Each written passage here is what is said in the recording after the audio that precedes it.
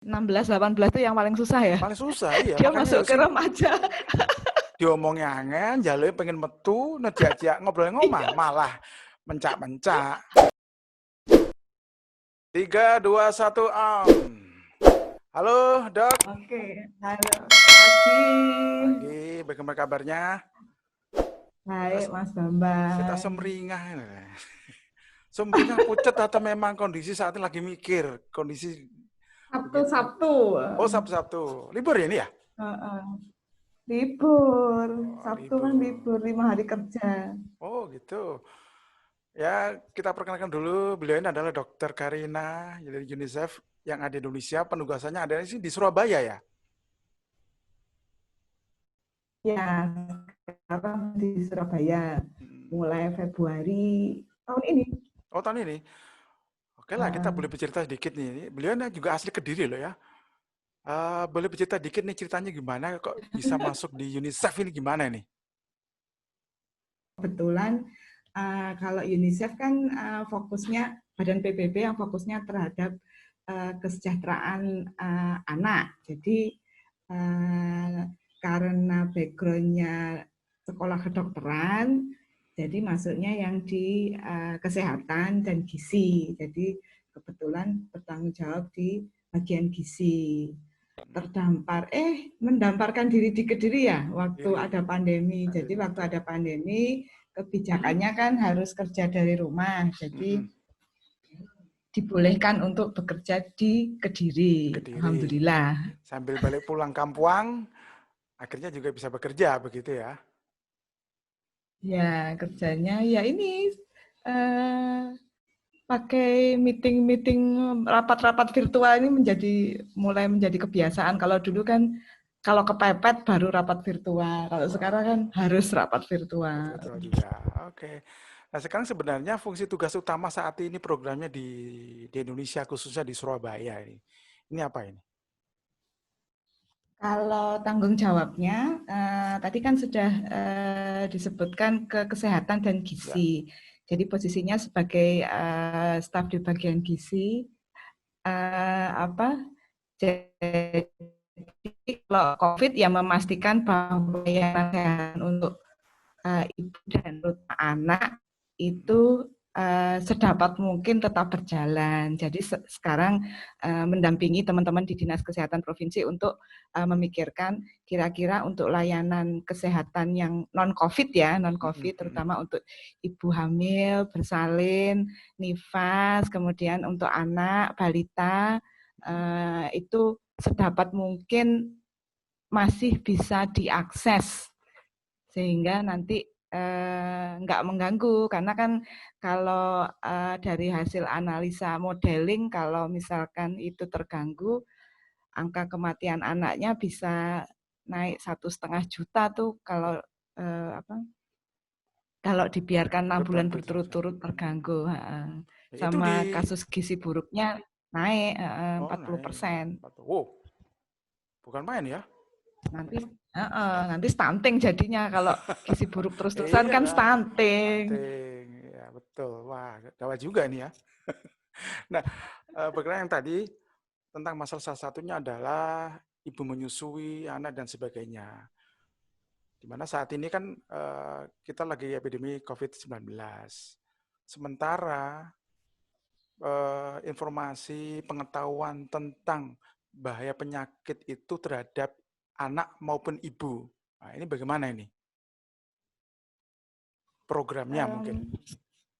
Sebenarnya kalau menghadapi pandemi itu preventifnya sama ya, Hmm. preventifnya sama. Jadi yang harus dipahami dan ditaati sebenarnya itu tadi yang pertama nggak boleh kekerumunan, Ya, itu ya. kan social distancing. Jadi jangan bergerombol.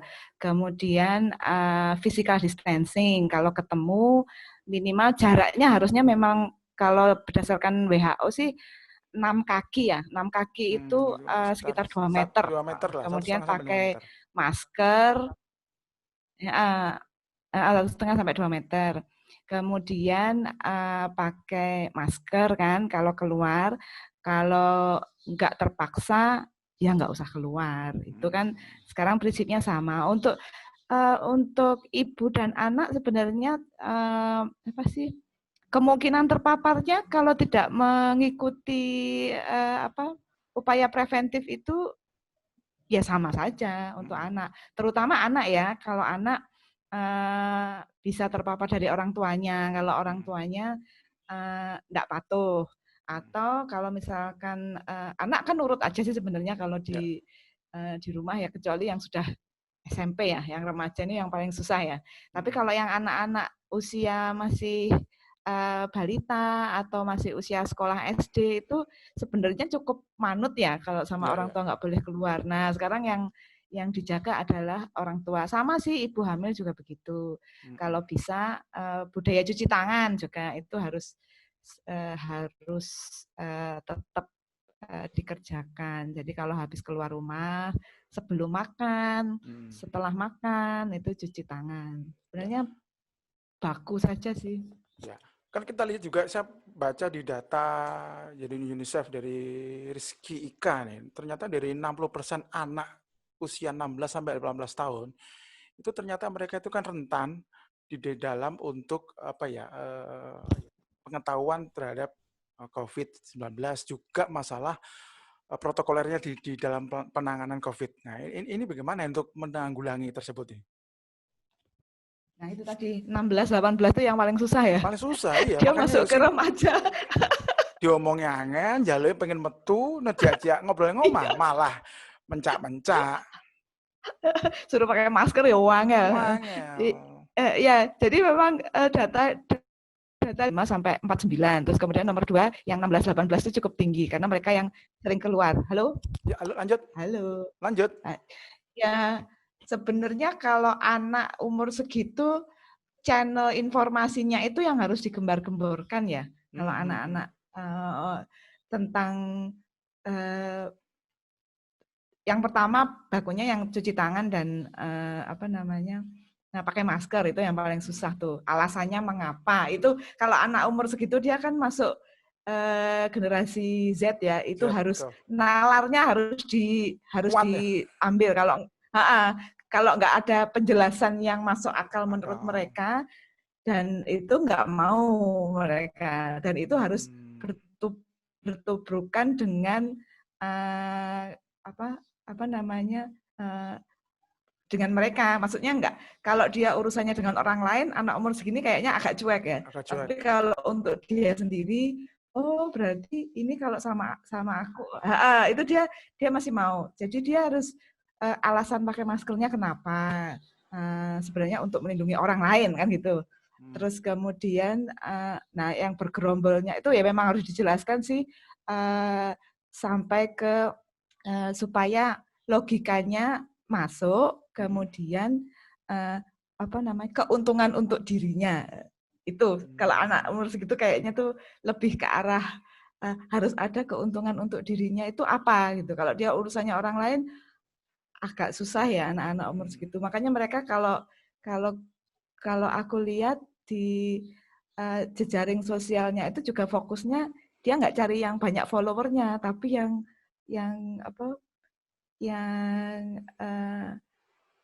lain daripada yang lain. Jadi kalau mau bikin konten, kalau yang konten untuk mereka memang harus dipikirkan yang sedikit berbeda. Jadi jangan disamakan dengan yang generasi sebelumnya atau yang di generasinya kita. Gitu. Secara konkret mungkin ini bentuk penanganan tersebut di dalam aplikasinya UNICEF sudah mempunyai program ke sana belum? Seperti contoh mungkin begini, mengadakan lomba A umpamanya. Tujuannya kembali lagi adalah pendekatan untuk mereka kesadaran pribadi terhadap dirinya terhadap COVID-19. Mungkin yang dijelaskan secara global adalah istilahnya ya, mereka perlu kesadaran, tetapi ada program yang diarahkan ke sana. UNICEF ada program ke sana nggak? Ada sebenarnya. Jadi kita ada yang namanya U-Report. U-Report itu menargetkan. Oke, Dok, mohon diulangi lagi tadi agak sedikit terputus tadi Ya, programnya. jadi sebenarnya dari UNICEF karena untuk remaja, karena fokusnya kami di pandemi ini sesuai dengan permintaan pemerintah itu ke komunikasi risiko ya, lebih Hmm, arah komunikasi risiko. Jadi untuk remaja kita ada program namanya U-Report, hmm, kemudian ada juga namanya COVID Diaries. hmm. Jadi COVID-19 Diaries, kalau di tagar COVID Diaries atau U-Report, nanti akan muncul tuh tentang UNICEF. Dan di situ kita apa namanya me- apa berusaha menghimpun dari remaja-remaja itu untuk memasukkan apa yang dilakukan pada saat mereka sekarang di rumah. Jadi untuk melihat juga pengetahuan tentang COVID-nya seperti apa. Jadi kita masukkan tagar-tagar misalkan di rumah saja atau kemudian aktivitas fisik gitu kan. Mereka harus tetap aktivitas fisik supaya nggak gendut ya nanti overweight. Ya. Overweight kan anak-anak sekarang kan begitu di rumah Waduh, kan maunya HP-HP terus aja kan atau di depan makan TV. Nah, makanan cepat. jadi kegiatan fisiknya apa? Ada yang ngirim video tentang lagi nyapu, bersihkan jendela. Jadi nanti terus kemudian kita pilih kalau misalkan ada yang bagus, kita masukkan ke websitenya UNICEF yang di Facebooknya UNICEF atau kemudian dibikinkan komik yang untuk disebarkan ke remaja-remaja yang lain. Nah, ini kan program ini kan tidak bisa berjalan dengan sendirinya, artinya begitu kan. Apakah Mm-mm. saat ini ada sinergi dengan dinas pendidikan mungkin, mungkin juga dengan pihak pemerintah daerah, provinsi, atau itu ada nggak? Ada. Jadi memang kalau yang U-Report ini untuk pesan-pesan kesehatannya bekerja sama dengan teman-teman di Dinas Kesehatan. Kalau di Mhm, pusat dengan Kementerian Kesehatan. Tetapi kalau untuk menyasar remajanya memang mengarah ke eh, dari teman-teman Dinas Pendidikan. Cuman ini karena programnya ini dari Jakarta, eh, kita langsung ke Kementerian Kesehatan dan Kementerian Pendidikan ya. Jadi kemudian dimasukkan ke media sosial dan itu biasanya atas pengetahuan dari Dinas Pendidikan dan Dinas Kesehatan setempat. Tapi karena ini sekali lagi karena apa yang launching programnya Jakarta, jadi Jakarta. langsung di Kementerian, Kementerian Pendidikan dan Kementerian Kesehatan. Oke, kalau kita sekarang melihat potensi COVID-19 di Jawa Timur nih ya, saat ini kan cukup, menakutkan. Ini juga potensi juga terhadap atau rentan sekali terhadap seperti yang kita awal tadi kita sampaikan, seperti ibu anak, anak-anak remaja, anak sekolah. Nah ini menurut menurut pandangan dari mungkin bisa data atau hasil survei dari UNICEF sendiri di Jawa Timur, sejauh ini kira-kira potensi ya, potensi kerawanan untuk anak-anak atau anak remaja itu gimana nih? Kalau untuk remaja tadi yang usia 16-18 Hmm, itu karena memang yang paling susah ya, mereka merasa masih muda, eh, nggak akan kena atau memang apa karena sifatnya remaja sendiri yang agak cuek ya ya, dengan kondisi sekarang. Jadi ya memang mau nggak mau sebenarnya beruntung juga sih dengan akses ke media sosial yang sangat tinggi itu kita bisa masuk di situ. Cuman beberapa anak nggak ada akses dan itu yang perlu dipikirkan yang kemarin apakah harus memakai eh, media lain atau enggak. Nah sekarang eh, kerentanan anak dan remaja sekarang sangat tinggi, nggak hanya dari sisi terpapar COVID ya, ya, ya, tapi ya. psikososialnya juga tampaknya harus mulai dipikirkan karena itu berpengaruh besar juga kepada mereka. Kalau dilihat dari yang pribadi, eh, sudah 2,5 bulan tidak ketemu teman-temannya, terus lama-lama kan teman-temannya juga sudah bosen tuh WA-WA-nan. Jadi Ya. sekarang jadi lebih jarang WA dengan teman-temannya. Jadi itu juga menjadi rawan. Akhirnya mereka tetap ngotot pengen ketemu di luar. Kecuali yang Hmm. SD yang jadi stresnya tuh sama aja dengan yang dewasa sih. Nah, Dan sekarang begini, apa ininya bukan hanya karena terpapar COVID-nya, tapi yang lain secara sebenarnya psikisnya bahayanya. akhirnya ya arahnya.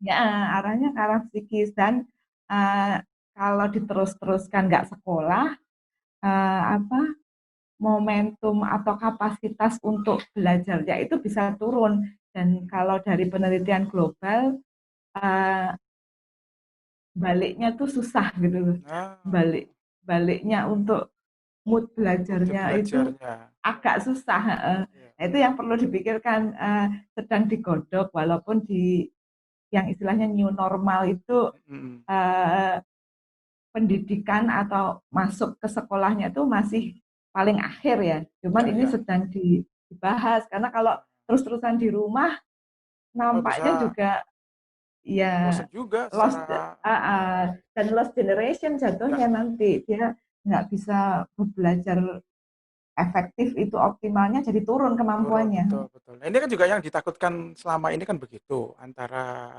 orang tua, mungkin juga pihak daripada anaknya itu sendiri, mungkin juga pemerintah. Kita lihat juga saat ini pemerintah juga mungkin saat ini sedang menggodok. Kemarin seperti Menteri Pendidikan dan Kebudayaan pun juga menyampaikan untuk masalah pendidikan, dia juga masih kebingungan untuk program new normal khususnya di pendidikan ini. Ini kan juga membingungkan ini. Kita lihat juga UNICEF yang saat ini kan sangat setia mengawal daripada tentang pendidikan anak, terutama kan ada program di sana ini. Nah sejauh ini, apakah ada masukan kepada pemerintah, terutama pusat itu, ada range atau kurikulum atau masukan apa yang bisa mengamankan biar tidak terjadi lost generation ini? Sedang dibahas sih Mas. Kalau dari teman-teman yang dari unit pendidikan itu kemarin update-nya terakhir memang sedang dibahas protokolnya untuk sekolah. Kemudian kurikulumnya juga modelnya seperti apa, memang sedang dibahas dengan dari teman-teman UNICEF di bagian sektor pendidikan dengan Kementerian Kesehatan. Tapi intinya yang tidak boleh diabaikan, yang harus ditaati adalah protokol kesehatannya dulu. Iya, iya, Jadi iya. untuk protokol kesehatan, kemudian mekanisme pembelajaran mengikuti protokol kesehatan itu seperti apa kan? Kalau tidak boleh berkumpul berarti apakah 50% itu kita masih skenario-skenarionya masih masih sedang dibahas Meraba-raba ya? sekarang. Ya, ya, tapi berdasarkan pembelajaran di beberapa negara yang sama-sama juga uh, sedang Melakukan itu. membahas karena kan ini kan sama-sama seluruh dunia lagi pada bingung, jadi Bingung, sama-sama betul. belajar tukar pikiran, Ya, kemudian dilaksanakannya seperti apa. Misalkan kalau mengambil contoh, kebetulan regionalnya juga di UNICEF Indonesia itu regionalnya sama-sama dengan Cina, ya, Tiongkok, jadi kita belajar juga dari Tiongkok modelnya contoh. seperti apa, kemudian dari Korea Selatan, kemudian dari negara-negara yang lain, misalkan yang Malaysia bagaimana, Filipina bagaimana, itu sedang tukar pikiran untuk memastikan bahwa protokolnya itu dijalankan, tetapi uh, pembelajarannya tetap bisa dijalankan dengan protokol yang ada. Ya, Dan kalau kalau sepengetahuanku sih memang sektor pendidikan akan dibuka paling akhir ya sepertinya ya. ya, karena Kalau harus itu dibahas sebenarnya kalau benar nih. kalau Hmm, programnya itu kan di fase yang ketiga nih ya. Nah, ini sebelum kita hmm, mengarah ke masuk sekarang kita udah mulai mengarah melangkah kita ke new normal. Sebenarnya pernyataan dari Presiden Jokowi pada tanggal 15 Mei tentang new normal sendiri, tata kehidupan baru. Menurut Anda itu apa sih new normal itu? Kadang-kadang kita sendiri juga awam. Apa sih new normal itu? Belum nanti kita masuk hmm, pembahasan lebih detail lagi nih. normal ya. Oke, Kan, yang kan di bingung Jawa juga kan nih. Ada bilang tata ya kehidupan sebenarnya baru. maksudnya itu beradaptasi ya kan, selama masa 2,5 bulan kita sudah dilatih untuk tadi protokol-protokol kesehatan yang harus dipatuhi, mulai dari uh, cuci tangan, sering-sering cuci tangan dengan sabun selama 20 detik, pakai masker jika keluar, tidak bergerombol, terus kemudian menjaga jarak. Nah itu yang yang kalau dari saya pribadi ya, Ya, new normalnya di situ.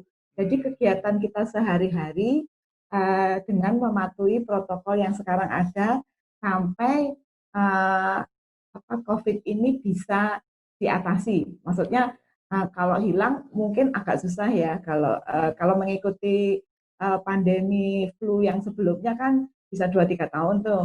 Ya, ya. Tapi protokol itu dipatuhi. Kalau nggak salah mungkin kebiasaan yang dulu kita diingatkan sama mbah-mbahnya kita Mbak dulu. untuk kalau habis main cuci tangan Cuci dulu tangan. kaki sebelum masuk rumah itu kan dulu gitu. Terus salin kan ganti baju kan habis main kotor salin ganti baju itu mungkin juga efek dari pandemi yang dulu ya. Jadi mungkin sekarang diulang. Jadi kemudian pekerja kantoran juga membiasakan dengan tidak tiap hari masuk, tidak full. Jadi satu kantor misalkan dulu bersepuluh jadi berlima gantian. Terus kemudian new normal yang seperti sekarang ini Ya, ya. wawancara nggak harus Tatap muka. tatap mukanya nggak harus fisik gitu loh, tatap mukanya bisa virtual. Itu menurut saya itu yang dimaksud dengan new normal sekarang. Ya. Untungnya sudah ada teknologi, jadi kita membiasakan untuk kalau rapat nggak perlu, ya nggak usah ketemu. Itu sebenarnya udah pernah, anakku udah pernah ngomong sih dulu, karena kalau belajar kelompok, mereka Harus. lewat online. Banyak, Online mereka banyak, banyak belajar. ngobrol. Nggak perlu, kalau terakhir baru ketemu. Kalau masih Ya. bahas, online saja. Waktu itu tak ketawain, tapi ternyata mungkin Ternyata harus begitu. ternyata sekarang melakukan itu. Jadi itu yang menurut pribadi ya, new Iya, iya. normalnya di situ sih. Oh ya. Jadi ada satu tataran baru perilaku menurut saya ya, perilaku baru yang memang Perilakunya berubah, ya, ya. jadi lebih bersih, hidup bersih. Jadi sering status kemudian jangan jangan cipika-cipiki gitu. Ya, ya. Jadi muncul Sebenarnya budaya baru budayanya ya mungkin ya. Sebenarnya kalau menurutku ya, Ya, budaya lama. Orang Jawa itu kan dari dulu nggak cium-cium tuh kalau ya ketemu betul. sebenarnya awalnya. Betul. Itu kan kita dulu cuma mantuk-mantuk dari jauh terus sambil senyum-senyum. Seperti contohnya di Jepang. Di Jepang itu kan dia tidak apa ya bersalaman, dia dengan orang tua dengan orang yang membungkuk. Itu kan sebenarnya budaya-budaya lama yang tetapi masuk juga di saat ini gitu loh. Dan itu juga salah satu Nah, pencegahan itu juga ternyata. kalau kita kan, kalau orang Jawa ya dulu kan juga nggak salaman toh. J. Mungkin sungkem dari jauh kan juga. Ya, Terus kalau sesama itu yuk bungkuk sambil senyum, makanya kita terkenal dengan senyumnya. Nah itu budaya lamanya kayaknya perlu diaktifkan lagi tuh, nggak yang cium pipi kiri, cium pipi ya. kanan itu. Dan sebenarnya saya mau tanya nih, masih sebenarnya COVID-19 itu bahaya enggak sih sebenarnya? Eh, kalau kalau mengikuti perkembangan, kan seperti perkembangannya Ya, ya. literaturnya. Sebenarnya bahayanya itu karena dia penyebarannya sangat cepat. Jadi karena dia droplet, jadi dengan apa eh, kita cipratan air Karena liur dan liur. sebagainya itu yang membuat dia cepat penyebarannya. Ya, Kalau mengikuti perkembangan kasus kematiannya, tampaknya memang di kisaran sekitar 4%. Indonesia awal-awal 12%, tapi sekarang udah turun jadi 6%-an. alhamdulillah. Cuman memang sekali lagi karena virus itu imun kita yang berperan. Nah, kalau terjadi infeksi yang bahaya adalah orang-orang yang dengan penyakit bawaan. Karena dengan penyakit bawaan, otomatis imunitasnya kan juga nggak sekuat yang nggak ada penyakit bawaan. Jadi yang dijaga sebenarnya itu yang orang-orang tua dengan penyakit bawaan itu dijaga supaya uh, nggak sampai terpapar. Walaupun kalau misalkan nanti terpapar, jangan sampai dia ada komplikasi. Karena meninggalnya karena komplikasi-komplikasi itu tadi sih. Karena banyak juga di luar negeri yang umur 80, 90 itu juga nggak apa-apa, akhirnya sembuh. Tapi ya itu tadi, karena imunitasnya dijaga. Itu aja sih. Jadi bahayanya karena dia itu tadi penyebarannya sangat cepat Sangat cepat itu ya. dibandingkan. Jadi dan kita nggak tahu reaksi imun masing-masing orang. Sekarang Berbeda-beda kita belum juga ya. tahu. Kan masih belajar juga. Ini kan Betul, semua pada betul. belajar Udah nih. belajar ya. Karena virusnya Wong, baru. betul. Wong Amerika saja ternyata saat ini nomor satu. Cuma, ya, 1,6 juta yang terpapar. bukan main. Padahal ya kita masih bersyukur, artinya bersyukur bahwa negaranya sudah maju, teknologi, kesehatannya, mediknya, ternyata mereka juga, waduh, dengan menghadapi ini juga mereka kewalahan juga ini ya. Dan nampaknya memang harus terpapar langsung ya. Makanya enggak boleh di kerumunan tuh di situ karena kita Ya, nggak tahu. Jadi menjaga jarak dan tidak berkerumun itu sebenarnya intinya sebenarnya di situ sih karena kan kita nggak tahu kalau orang batuk batuk itu sekitar 2,5 meter. Kalau wahing itu 8 meter. Nah kalau orangnya wahing pas ternyata dia punya COVID kan 8 meter itu kan. Jadi iya, nggak. iya. Kalau wahing kan kecil. Nah itu yang dijaga makanya pakai masker supaya kalau wahing tidak jauh-jauh. Nggak Tapi jauh. kalau wahing jangan dibuka ya. Soalnya Ditutup. aku pernah lihat mbak-mbak itu ada mbak-mbak sepuh pas wahing dia dibuka Masa, maskernya. aduh deh, aduh deh. Oke dok, Nah jadi gini, itu. sekarang kita kembali lagi, saya masuk lagi di new normal. Kita tahu bahwa di fase yang ketiga adalah dalam program new normal di Indonesia, itu kan dunia pendidikan masuk insya Allah tanggal 15 Juni itu akan diberlakukan. Sementara saat Mm-mm. ini di Korea Selatan sendiri itu kan new normal dianggap gagal dan dia menjadi apa saat ini menghadapi kebingungan juga. Kalau di Cina Mm-mm. sendiri, kita tahu di Cina salah satu dunia pendidikannya harus ada 0-0 dulu, seminggu, baru murid boleh diperbolehkan masuk, gurunya pun harus selama masa 14 hari steril dulu, baru masuk. Nah, sementara di Indonesia tanggal 15 Juni kemungkinan ini bisa dibatalkan, dimundurkan dan sebagainya atau kita juga kurang Mm-mm. tahu. Nah, menurut Anda apabila tanggal 15 Juni ini di fase ketiga new normal Indonesia itu diberlakukan untuk dunia pendidikan, menurut Anda sudah siap belum nih? Sebenarnya itu masih wacana ya. Mm-mm. Eh, Kemudian kalau kalau kalau menurut saya sih sementara pemerintah sedang menggodok protokol untuk dunia pendidikan bakal melalui uji coba dulu. Mm-mm. Jadi nggak akan semuanya kalau saya sih menurut saya tetap tetap ada syaratnya. Jadi kalau wilayah yang masih tinggi sepertinya juga nggak akan dibuka dulu. Mm-mm. Tapi protokol itu perlu diuji coba dulu. Jadi di beberapa wilayah mungkin yang sudah angka Tinggi penderita ya. barunya itu nggak nambah yang nggak nambah selama 14 hari.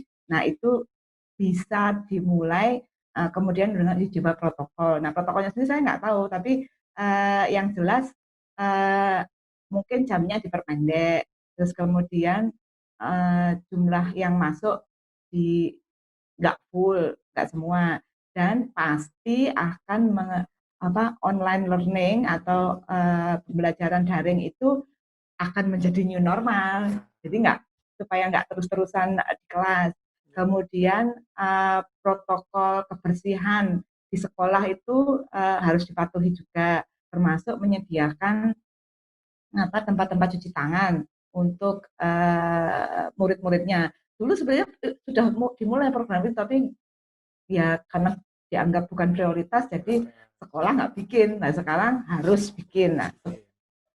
Nah, jadi sekarang model-model tetap protokol kesehatan itu tetap dipatuhi. memang ada sorotan dari Ibu Retno Listianti dari KPAI, jadi Perlindungan Anak Mm-mm. Indonesia, itu kan dia Mm-mm. menyoroti kalau memang pemerintah memaksakan tanggal 15 Juni, itu mereka dari pihak mereka adalah tidak setuju. Kenapa? Mm-mm. Pihak sekolah sendiri belum mempersiapkan, semua sekolah itu mempersiapkan secara protokolernya di dalam untuk penanganan COVID. Satu contoh, masalah kantin. Kedua mungkin tempatnya apa namanya belajar atau mungkin juga tempat ya, WC dan sebagainya kurang bersih mungkin. Nah, ini menurut Anda seharusnya, nah, ini kok diundur atau bagaimana? Menurut dari kacamata UNICEF sebagai perlindungan anak ini, dalam melindungi anak. Makanya harus, kalau dari kami sih yang jelas protokolnya dulu harus dipatuhi, dipersiapkan, Ya, ya. Dan seperti yang tadi di awal, dilihat dulu wilayah-wilayahnya yang boleh dibuka. Jadi kalau ada kasusnya udah melandai, Ya. mulai turun kasus barunya, mungkin akan diuji coba di wilayah-wilayah itu protokolnya. Tapi tetap harus diawasi karena persiapannya, dia harus melaporkan persiapannya dulu. Kalau enggak, agak rawan juga. Dan mungkin nggak akan semua sekolah dulu ya. Mungkin yang mulai dari yang mana ya, saya juga bingung apakah mau dari SD atau SMA. Ya. Kalau SD, menurut pribadi sih dia lebih manut disuruh gurunya, misalkan baris jarak. Kalau SMA sama SMP kelas 3 kan susah, harus gojekan sendiri. Sebenarnya juga gini dok, kemarin juga dari saya membaca dari Ibu Retno juga kan, yang kecil pun TK atau SD yang terutama kelas 1, kelas 2 itu kan kadang-kadang masih diantar orang tua. Ini juga jadi kendala juga, ini harus pengaturannya. Ya, itu. Tapi mereka lebih manut kalau disuruh gurunya. Betul. Kalau yang SMP kelas 3 SMA kan lebih tidak manut lagi. Betul, ini yang riskan juga ini. Ya mudah-mudahan saja pemerintah juga mengakomodir dari masukan-masukan daripada mungkin dari UNICEF, mungkin dari Komisi Perlindungan Anak, mungkin juga dari PGRI, Ibu juga mungkin. Sementara juga Mendikbud juga saat ini juga lagi menggodok. Nah, mungkin sebelum kita akhiri di dalam ngobrol santai ini, kira-kira ada masukan nggak buat pemerintah terhadap tatanan kehidupan baru ini, khususnya untuk masalah perlindungan anak? Apakah harus A, B, C, dan sebagainya? Nah, ini bagaimana ini? Jadi di UNICEF sebenarnya juga ada unit perlindungan anak. Ya. Jadi sebenarnya yang unit perlindungan anak itu bekerjasama dengan unit pendidikan. Jadi dua-dua sebenarnya maju. Sebenarnya intinya itu tadi, selama masa pandemi dan kita sebelum ada vaksin ya, kita juga nggak tahu vaksinnya mudah-mudahan ditemukan atau tidak. Perubahan perilaku itu yang menjadi sasaran, dan itu perubahan perilakunya terjadi di semua sektor, termasuk di sektor pendidikan. Jadi kalau misalkan protokolnya itu dibuat dan bagaimana caranya melihat bahwa memastikan bahwa itu dipatuhi. Karena kalau itu tidak dipatuhi, penyebaran COVID ini nggak akan selesai-selesai, gitu kan. Kita harus memutus rantai penularannya. Jadi semua sektor sih, nggak hanya pendidikan, di kesehatan juga, apalagi yang kesehatan lebih rawan ya. Terus kemudian yang pendidikan juga, intinya yang dipatuhi itu tadi yang sudah digembur-gemburkan dari awal. Jadi jangan bergelombol, kalau misalkan harus bekerja itu menjaga jarak dan dipersingkat. Jadi kalau pendidikan mungkin nggak bisa seperti dulu, misalkan dari pagi sampai siang. Jadi mungkin harus secara pribadi ya, ini pendapat pribadi ya, itu harus di 50-50 antara pembelajaran online dengan pembelajaran di kelas. Karena tetap di kelas tuh tetap harus ada, tapi kalau pas pembelajaran di kelas dia harus mengikuti protokol yang sudah ditetapkan, dan sekolah harus siap tuh paling enggak wastafel dengan air mengalir dan sabun, wajib itu. Oke dok, sebelum kita tutup, ada satu pertanyaan yang mengganjal bagi saya. Setujukah nih ya, apabila pelaksanaan normal khususnya di dunia pendidikan, itu ada yang menginformasikan itu lebih baik diundur, ada yang mengatakan tanggal 13 Juli atau masuk di tahun ajaran 1 Januari 2021. Nah, menurut Anda dari kacamata dari data, dari perubahan-perubahan ataupun dari masukan-masukan dari sisi-sisi yang lain, seharusnya itu diundur atau tetap dijalankan sesuai fase yang ketiga? Kalau pendapat saya, kalau 15 Juni tampaknya terlalu mepet ya, karena sekolah jelas belum siap.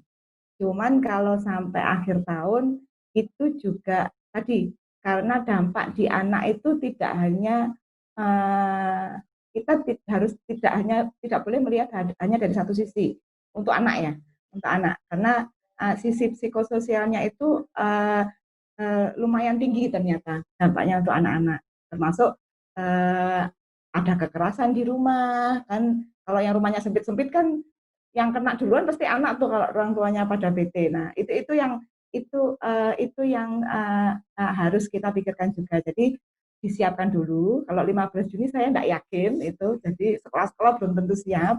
Uh, Ditetapkan dulu kalau misalkan di percontohan sekolah mana yang siap itu bisa dijadikan percontohan sambil sekolah yang lain menyiapkan infrastrukturnya. Jadi itu yang menurut saya sih begitu. Jadi tengah-tengah ya. Kalau 15 Juni memang kayaknya kecepatan sih nggak siap. Cuman kalau sampai akhir tahun atau malah ada yang terlalu lama atau yang malah yang paling garis keras itu sampai vaksin ditemukan. Ya kalau ditemukan cepat, kalau enggak anak-anak di rumah itu dampak psikososialnya sangat tinggi tuh untuk anak-anak. Karena anak marah-marah yang kena si anak. Padahal biasanya kalau di sekolah dia bisa curcol ke temennya lapor ke gurunya kan gitu bisa. Nah, itu yang perlu dipahami sebenarnya analisanya atau pertimbangannya itu jangan hanya dari sisi kesehatan tok kalau untuk anak. Memang kesehatan paling utama, tetap paling utama, tapi dipikirkan juga pertimbangan-pertimbangan lain, terutama psikososial untuk si anak. Jadi saya sih mudah-mudahan Kementerian Pendidikan juga memikirkan hal itu, dan saya pikir dari teman-teman UNICEF yang di pendidikan juga sedang berdiskusi, termasuk dengan dari sisi perlindungan anak juga. Karena perlindungan anak ini mereka pertimbangannya juga macam-macam sih, nggak hanya kesehatan aja. Oke, Dok. Cukup panjang kita ngobrol. Sebenarnya masih banyak yang harus kita tanyakan, tapi kita harus ya namanya waktu. Terima kasih banyak. Mudah-mudahan ini juga menjadi inspirasi bagi kita semua, pengetahuan, juga memberikan motivasi kita diri kita masing-masing untuk menjaga anak kita, diri kita, keluarga, dan sebagainya. Ya, Terima kasih. sama-sama. Pertemuan ini mudah-mudahan bermanfaat semuanya. Sampai jumpa. Salam buat Ya, keluarga. amin. Ya, makasih. Sama-sama. Assalamualaikum. Waalaikumsalam. Baik, terima kasih Anda saat ini terus memantau dari obrolan kita. Mudah-mudahan ini bermanfaat bagi kita semuanya. 3, 2, 1, closing.